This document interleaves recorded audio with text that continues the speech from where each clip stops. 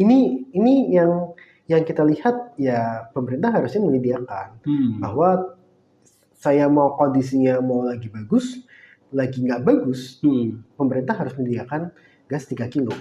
Karena tugas pemerintah seperti itu. Beda dengan ya tadi kalau swasta kan mereka bisa beli dengan lebih rendah dan sebagainya. Gitu.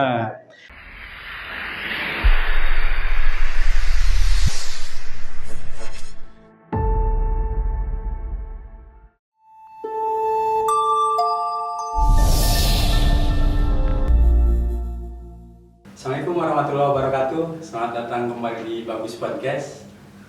Awal tahun 2025 heboh.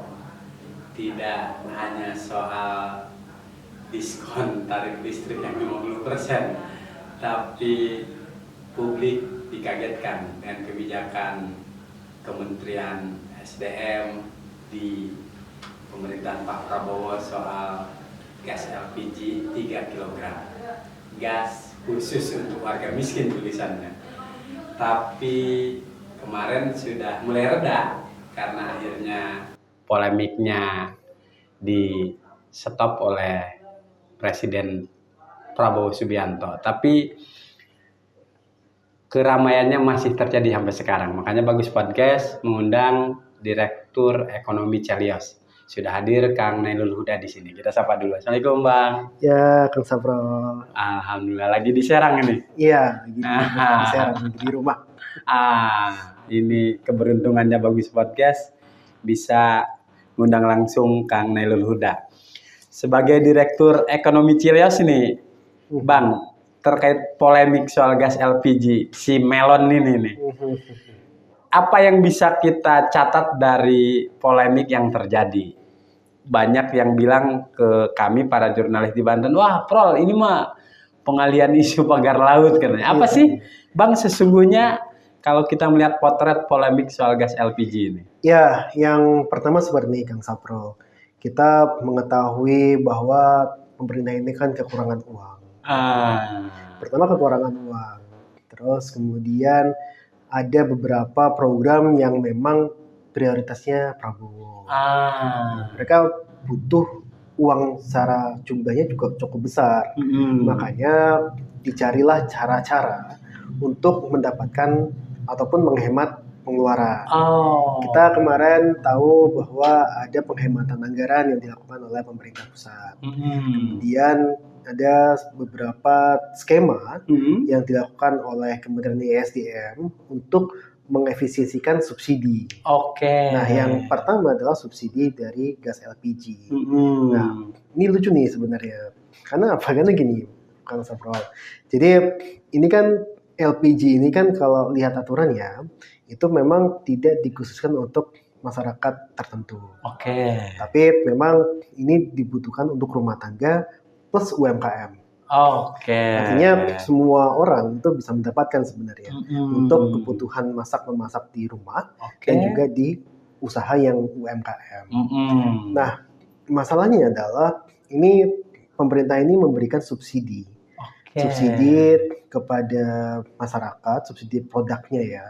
Itu yang tadinya asli harga dari tabung gas LPG 3 kilo itu, yang melon itu, dia 50.000. Tapi pemerintah memberikan subsidi sehingga itu ketika di agen, itu harganya sekitar 15.000. Di agen 15.000, terus kemudian di pangkalan 18.000, sehingga di pengecer itu rentangnya antara 21, 22 hingga 25.000. Ini sangat tergantung sekali dari stoknya. Nah, yang nggak dipahami sama pemerintah adalah ketika memberikan subsidi dan harganya lebih murah, pasti akan meningkatkan permintaan. Ya kan? Kita coba bandingkan dengan gas yang pink, yang 5,5 kilo. Itu harganya sudah 100.000. Itu per kilonya itu dia udah 20.000 sendiri gitu kan. Nah, sedangkan itu per kilonya kalau di gas hijau itu sangat murah sekali. Jauh sekali bedanya. Makanya ya bisa kita bilang namanya warga kan. Ya pasti mereka maunya yang lebih murah dong. Nah, akhirnya berebutlah ke situ. Nah, demi menghemat anggaran, ini saya lihat nampaknya pemerintah ya udah kita batasi stoknya. masyarakat suruh berebut aja gitu kan. Iya Ya kan, iya. makanya tidak ada pengaturan sama sekali gitu kan.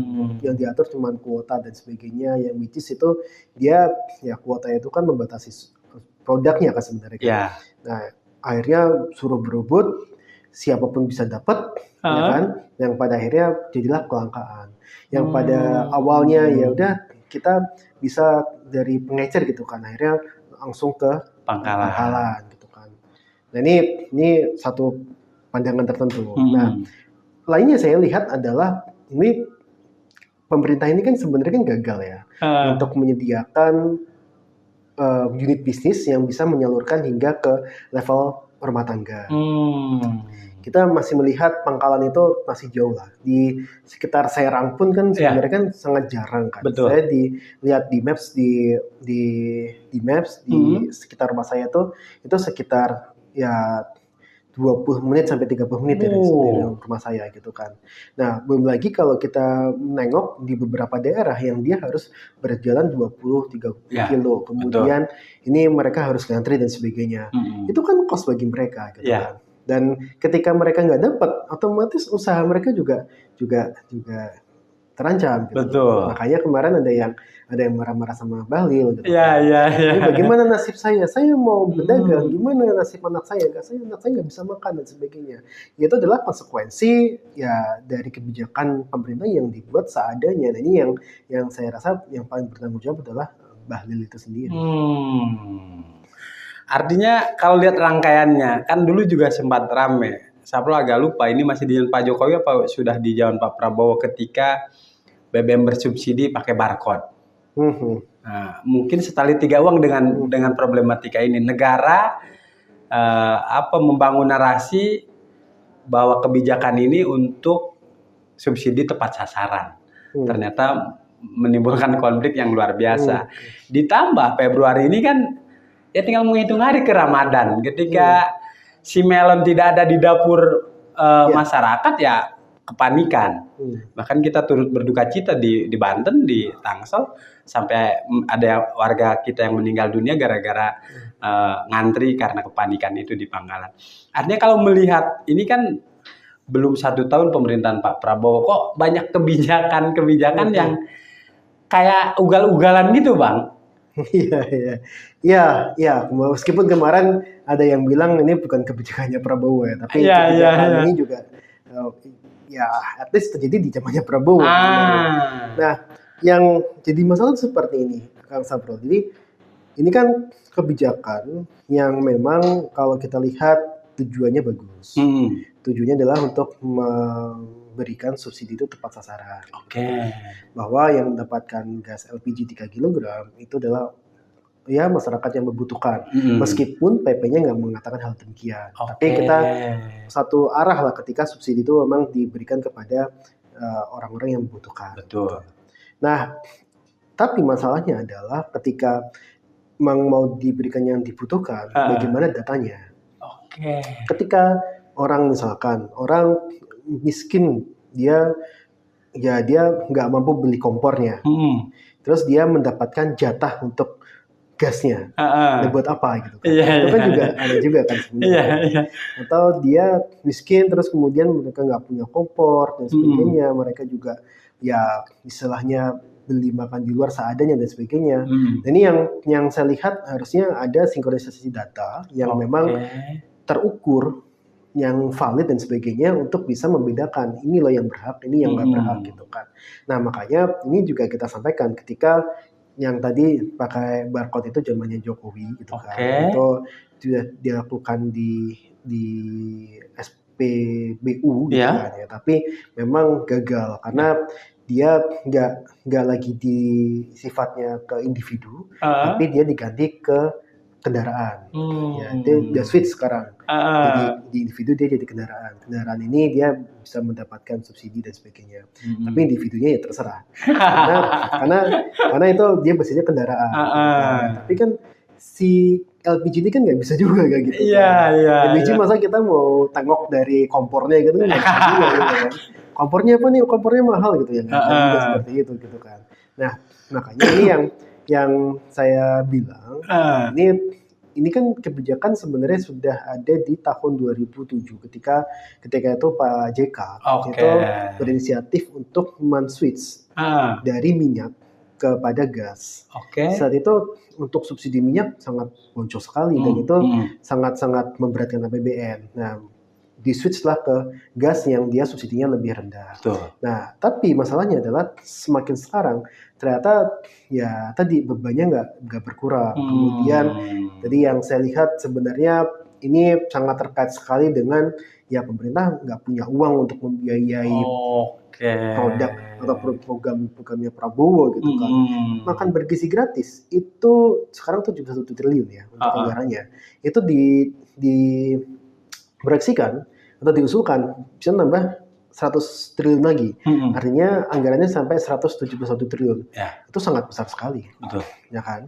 Nah, udah diambil tuh dari efisiensi anggaran dan juga kemungkinan besar ya mereka ingin berhemat energi gitu kan, menghemat subsidi yang tujuannya adalah untuk ya tadi membiayai program-program makan bergizi gratis, membangun Giant Seawall, membangun sekolah Garuda dan sebagainya yang itu adalah cost center. Nah, ketika cost center penerimaan nggak bagus, ya otomatis mereka akan mengurangi pos-pos anggaran lainnya. Nah, beberapa analisa kami para jurnalis ada yang bilang, oh ini kebijakan buat cek ombak. Seberapa besar kecintaan warga terhadap presiden baru, Pak Prabowo. Kemudian kita ingat di zaman-zaman Pak Jokowi ketika ada kenaikan BBM yang ngumuminnya pasti wakil presiden, nanti ketika penurunan itu Pak Jokowi yang ngumumin. Ini juga jangan-jangan ada dugaan kita settingnya ini cek ombak, ketika kisruh warga protes, Pak Prabowo bilang oh ini dihentikan ya. Dari kacamata Abang ada nggak settingan negara seperti itu? Ya, berkaca di dua kasus ya. Pertama kasus tarif PPN 12%. Nah, kasus PPN 12% itu sama seperti kasus ini. Jadi sampai tanggal 31 Desember siang belum ada kata-kata pembatalan. Itu cek ombaknya terlalu lama itu. Cek ombaknya terlalu lama. Terus habis itu sore Prabowo datang ke Kemenkyu membuka acara Kortek dan sebagainya dan mengumumkan bahwa dibatalkan tarif PPN 12% hanya untuk barang mewah.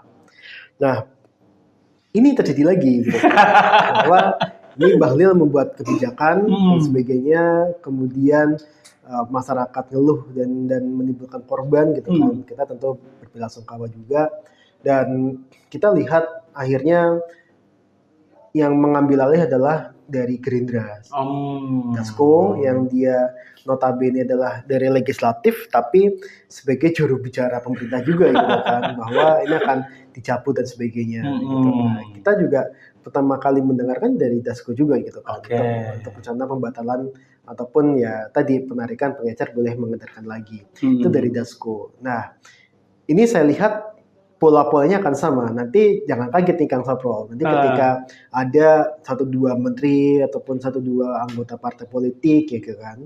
Ketika di lapangan dia bilang ini gas LPG udah beres nih. Ya kita hidup Prabowo gitu kan. Itu nggak akan, itu pasti akan ada gitu kan. Karena ada ya istilahnya kalau kita lihat pola yang serupa itu terjadi beberapa kali gitu kan.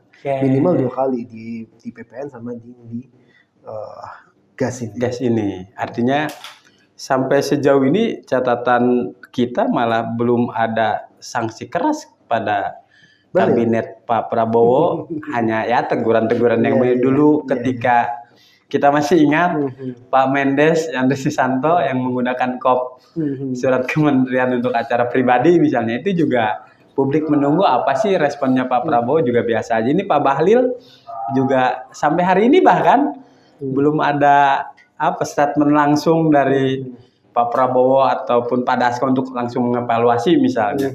Artinya kalau ini benar cek ombak, ya itu tadi kembali ke yang digarisbawahi oleh Kang Huda bahwa negara ini sedang butuh uang gara-gara beberapa program yang janji politiknya Pak Prabowo. Tapi sedemikiankah harus mengorbankan sesuatu yang masyarakat itu ya, kalau Sapro semalam lihat di medsosnya Kang Deddy Mulyadi itu, Gubernur Jawa Barat terpilih, ini kebijakan bagus katanya dari Kementerian SDM untuk tepat sasaran, tapi terlalu terburu-buru. Langsung direalisasikan aja, nggak secara bertahap, apalagi katanya jelang Ramadan dan yang lain-lain. Tapi kan alasan-alasan seperti itu juga tidak membuat warga kita, wah ternyata nggak sesuai harapan nih zaman Pak Prabowo misalnya. Nah dari sisi kesejahteraan itu kan masyarakat awalnya terpesona ketika Pak Prabowo urusan korupsi tegas banget tuh. Tapi bab-bab begini masyarakat malah udah 2 kali dibikin panik. Lalu ke depan bagaimana nasib perekonomian Indonesia termasuk di Provinsi Banten, Bang? Apa yang sebaiknya dilakukan oleh kabinet pemerintahan Pak Prabowo ini? Iya. Jadi menarik tuh soalnya. Karena gini, saya tuh melihat ya, kepuasan Prabowo itu kan tinggi ya. 80%. Makanya mungkin ini Bahlil melihat ya ini masyarakat puas nih. Saya mau menjalankan program ini nampaknya akan diterima aja sama masyarakat. Karena ya tadi masyarakat puas dengan kinerja pemerintah gitu kan. 80% itu tinggi sekali gitu kan. Melebihi dari Jokowi gitu kan. Nah, ketika masyarakat itu ya udah tinggi dan sebagainya, yang dilihat sama Bahlil ya udah kalau saya menjalankan suatu kebijakan mungkin akan diterima dengan baik oleh masyarakat gitu. Makanya mereka berani tuh untuk menyelenggarakan ataupun mengimplementasikan kebijakan ini tanpa ada persiapan yang matang gitu kan. Ini saya sangat paham sekali dengan apa yang dikatakan oleh Deddy Mulyadi. Memang ini kebijakan bagus, tapi memang waktunya terburu-buru gitu kan. Tadi yang saya sampaikan ketika mau ingin tepat sasaran harus ada data dan sebagainya gitu kan. Dan bahkan tadi saya baca berita juga lucu juga gitu kan. Meskipun pakai KTP gitu kan. Terus agen pangkalannya itu dia bilang mereka juga nggak tahu ini KTP-nya buat seperti apa gitu kan. Apakah itu dimasukkan ke satu sistem atau apa? Iya. Itu kan akhirnya kan nggak berguna juga gitu kan. Bisa saja saya contohnya satu nih gitu kan. Saya di pangkalan ini udah serahin KTP gitu, udah foto KTP. Saya di pangkalan lain lagi gimana? Masih bisa buat atau tidak gitu kan? Masih bisa beli atau tidak gitu kan? Bayangkan kalau dia keliling ke 5 pangkalan gitu kan, dia dapat banyak di situ kan. Dan itu akhirnya bisa ya tadi ketika sistemnya tidak bagus, pengawasannya kurang dan sebagainya, yang pada akhirnya akan terjadilah tadi perdagangan ilegal. Saya yang berhak ya saya membeli banyak dari pangkalan A, B, C dan D gitu kan. Terus kemudian saya ya udah ini aja lah, jual lagi aja ke orang lain gitu kan dengan harga yang berkali-kali lipat gitu kan. Nah ini yang ditakutkan sebenarnya. Nah memang ini saya rasa kebijakan-kebijakan seperti ini akan kembali dilakukan ke depan. Saya melihat banyak sekali kebijakan-kebijakan lainnya yang kemungkinan besar itu akan seperti ini. Yang pertama kita masih melihat ada kemungkinan kebijakan kenaikan tarif Pertalite, harga Pertalite, karena ya bagaimanapun juga subsidi BBM itu besar. Betul. Subsidi dan kompensasi untuk BBM itu besar. Makanya ini beberapa kali saya ketemu sama dari pemerintah gitu kan. Mereka ingin bangun 3 juta rumah misalnya. Nah, dan ini dari mana gitu kan. Mereka selalu sampaikan, kita bisa ambilnya dari dana subsidi BBM. Kita ambil saja sebagian dari subsidi BBM untuk bisa membangun 3 juta rumah. 3 juta rumah itu adalah janjinya Prabowo. Ya kan. Nah, makanya ini saya lihat kebijakan-kebijakan seperti ini akan terjadi ke depan ketika ditolak sama warga, otomatis tadi ada pahlawan-pahlawan yang memang akan menyerukan hidup Prabowo lagi. Ini akan terjadi Mas Bro. Makanya ini pemerintah ini nampaknya tidak belajar dari kesalahan gitu kan. Dan ini dampaknya kepada ekonomi pastinya, termasuk ekonomi Banten dan sebagainya. Makanya saya pribadi sebenarnya berharap ya kalau di Banten ini pemerintahnya dia banyak ada program-program mandiri yang dia tidak terpaku dari program pusat gitu kan. Kita melihat ya banyak lah dari program-program yang bisa dijalankan di Banten sebenarnya. UMKM, kemudian juga dari pemberdayaan dan sebagainya, itu pasti akan lebih banyak lagi gitu. Dan kita berharap ya masing-masing provinsi, bukan hanya di Banten, Jawa Tengah, Jakarta dengan kekuatan APBD yang besar, itu mempunyai suatu terobosan program yang dia ya bisa mengimbangi dari kebijakan pemerintah pusat ketika pemerintah pusat kebijakannya ya tadi belum lolos uji publik dan sebagainya. Iya. Meskipun Gubernur Banten terpilih kadernya Pak Prabowo, Wali Kota Serang terpilih juga kadernya Pak Prabowo. Kita berharap komitmen Pak Prabowo untuk mensejahterakan masyarakat ya tidak perlu menunggu 5 tahun ya, di tahun pertama juga direalisasikan. Nah, ada masyarakat begini Bang, ketika dikasih diskon tarif listrik nih Januari Februari, kemudian anak sekolah dikasih makan bergizi gratis, ternyata bapak ibunya PPN 12%, kemudian gas LPG-nya harus ke pangkalan. Ini kan kayak gimmick pemerintahannya. Kemudian Saprol masih penasaran, mungkin Kang Huda punya analisa tersendiri. Kan di gas LPG yang subsidi ini, di gas melon ini ada tulisan khusus untuk warga miskin. Nah, tidak ada tuh di yang gas LPG yang 12 kilo pun tidak dituliskan tuh khusus untuk orang kaya. Nah, ada satir bahwa ya orang kaya juga nggak ada pilihan katanya karena gasnya nggak ada yang tulisan khusus untuk orang kaya. Ini di masyarakat kita kadang-kadang jadi sesuatu yang gimmick yang menghibur saja. Tapi problemnya adalah bahwa ya kalau negara mau program subsidinya tepat sasaran kan harusnya ada cara lain. Gitu. Tidak sama seperti yang kita bicarakan tadi cek ombak dan yang kayak kehabisan ide atau karena DPR RI-nya juga manut-manut aja dengan kebijakan-kebijakan pemerintah kita ini. Iya, DPR RI kan jadi juru bicara pemerintah sekarang kan. Dasko kan jadi juru bicara pemerintah.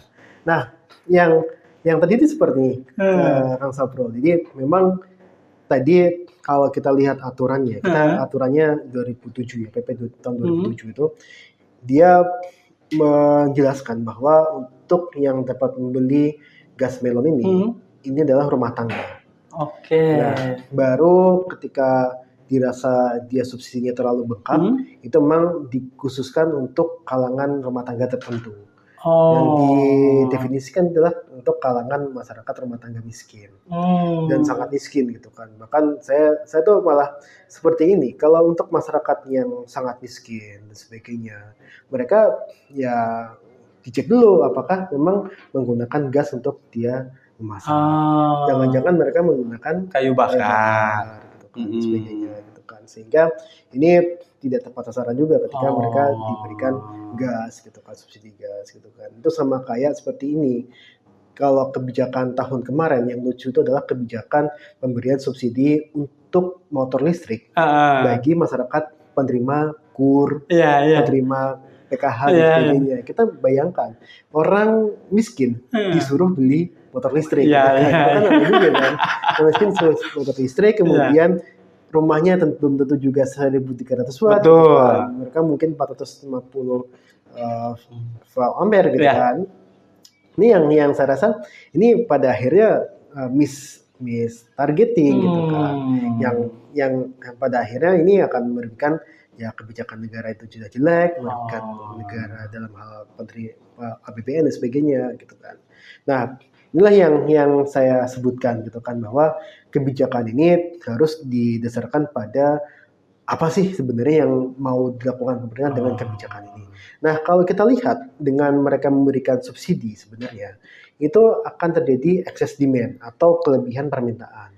Nah, kelebihan permintaan ini karena tadi disebutkan ketika harganya dia jauh lebih murah dibandingkan 5,5 kilo, ya otomatis masyarakat akan larinya ke gas LPG 3 kg. Itu sangat-sangat manusiawi gitu kan, sangat-sangat logis gitu.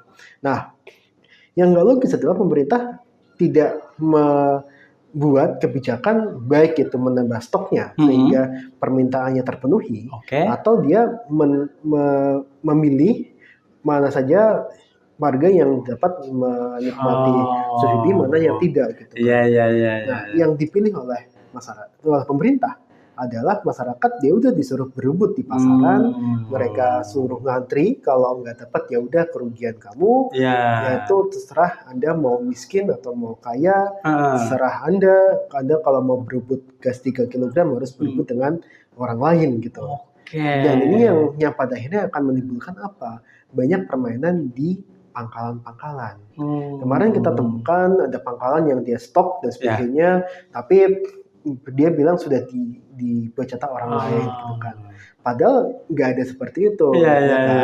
Kan ya akhirnya mereka ketika ini sangat stoknya sedikit, pemerintah nggak mau nambah stok karena dia ada biaya dan sebagainya, yang pada akhirnya ya tadi akan ada ilegal dan sebagainya yang pada akhirnya akan meningkatkan harga itu jauh lebih tinggi. Malah mafia diuntungkan para mafia. Diuntungkan dengan kejadian ini sebenarnya, karena sekarang kalau kita lihat dengan permintaan yang masih tinggi, masih orang-orang masih cari, itu harga sudah menyentuh 30.000 per tabungnya. Paling mendekati Ramadan bisa lebih itu Bang. Lebih. Nah padahal ketika belum ada kebijakan ini berapa sih? 21.000, 22.000, 25.000 kan? Artinya ini kebijakannya yang membuat harganya jauh lebih tinggi.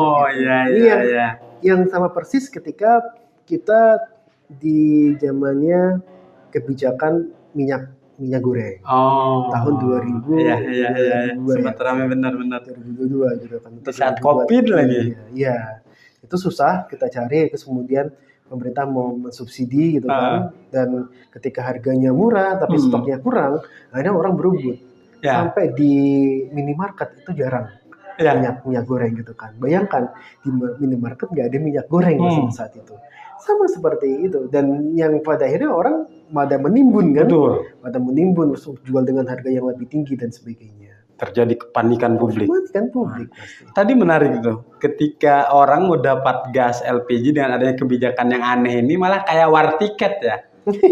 Kita mau nonton timnas GBK, nonton konser, kita kan war tiket, yang dapat ya silakan nonton, yang nggak dapat. Yang negara kan nggak bisa gitu juga ngurus rakyat yang terutama kalangan yang tidak mampu.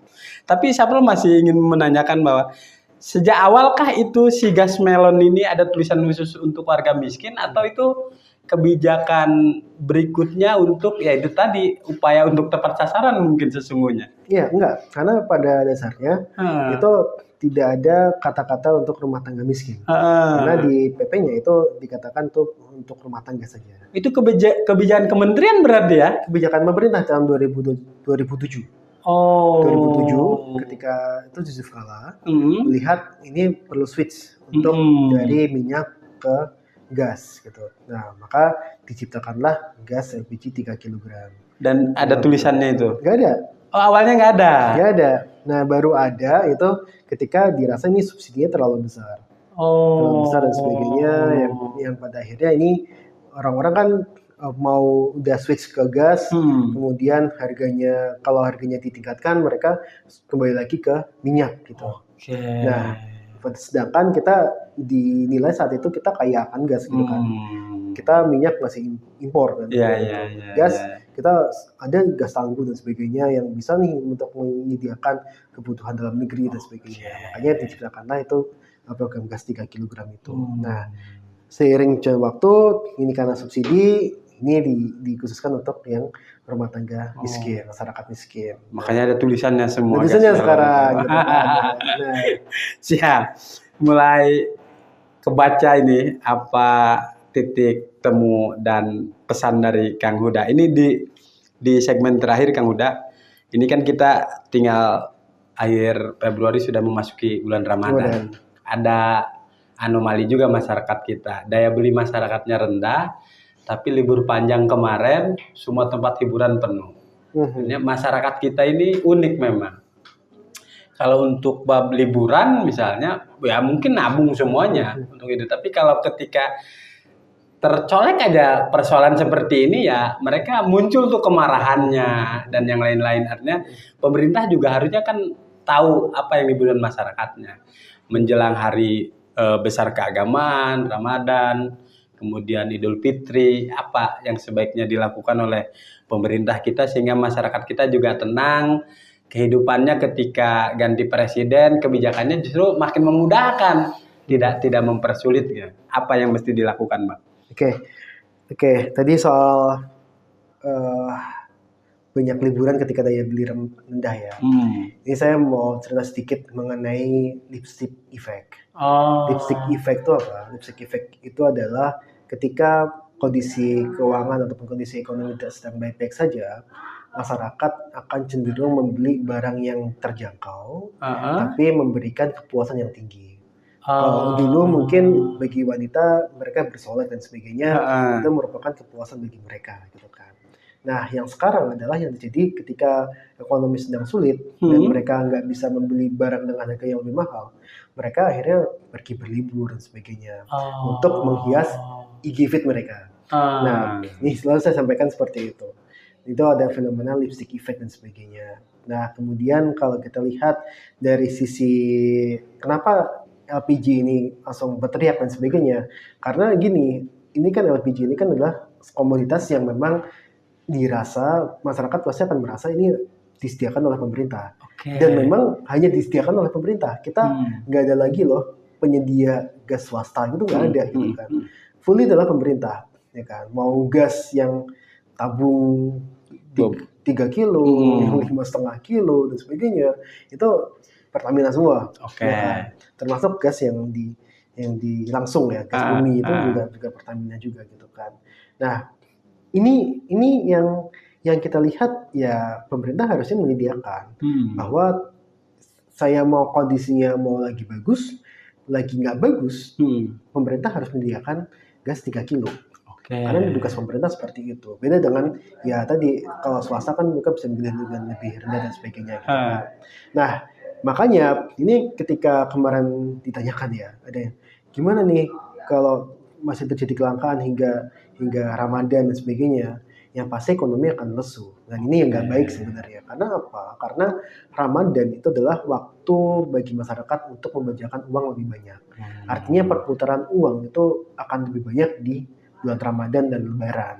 Nah, ketika ini tidak bisa ditangkap oleh ekonomi, yang terjadi ya akhirnya uangnya akan lenyap gitu aja, nggak akan keluar dan menimbulkan multiplier efek kepada ekonomi. Karena apa? Karena gini, ketika ada misalkan UMKM yang bisa berjualan dan sebagainya, orang kan saya ini ada uang nih karena ada bonus Ramadan THR gitu kan ya. Saya membeli gorengan atau membeli cake dan sebagainya, tapi cake-nya nggak jualan gara-gara gasnya nggak ada gitu kan. Itu kan nggak kerja juga, ada transaksi di situ. Nah, makanya kemarin ini tadi yang saya ceritakan juga terkait sama ada bapak-bapak yang marahi Bahlil tadi kan, dan dia bilang saya nggak bisa jualan gitu, terus mana di saya makan apa gitu kan. Sama ketika nanti Ramadan di permintaannya tinggi dan sebagainya, maka pemerintah harusnya bisa menyediakan stok yang cukup gitu kan. Dan inilah PR sebenarnya ya. PR ketika di Ramadan ini harusnya stok dari gas itu ada di pasaran gitu kan. Jangan sampai ini ada kekurangan gitu kan. Sekali ada kekurangan 1 minggu, 2 minggu, itu sudah kacau semua tuh nanti. Ini ya dari sisi konsumsi rumah tangganya. Padahal yang kita tunggu-tunggu nih sebenarnya Ramadan ini bisa menggerakkan ekonomi daerah. Nah kan ya, kalau nggak ada ekonomi daerah yang bisa kita nggak bisa beli kue, nggak bisa beli gorengan dan sebagainya, otomatis ya Ramadan kita di rumah aja gitu kan. Membeli roti-rotian ya sudah. Iya. Dan ibadahnya juga terancam nggak khusyuk kalau nggak ada gorengan ya. Kang Huda, atur nuhun sudah mampir. Sami-sami. Dan banyak sekali tadi informasi baru. Karena durasinya juga terbatas, nanti kita undang lagi. Siap. Seberapa efektif solusi dadakan pemerintah Pak Prabowo yang menjadikan pengecer jadi subpangkalan. Mudah-mudahan nanti Ramadan ada kabar baik. Kalau tidak baik-baik saja kita undang Kang Huda lagi ke sini. Baik, Sobat Bagus, silakan ke dapur dicek. Kalau Anda punya tabung melonnya lebih dari 1, Anda orang kaya. Kita akan undang lagi para tokoh inspiratif ke Bagus Podcast. Assalamualaikum warahmatullahi wabarakatuh.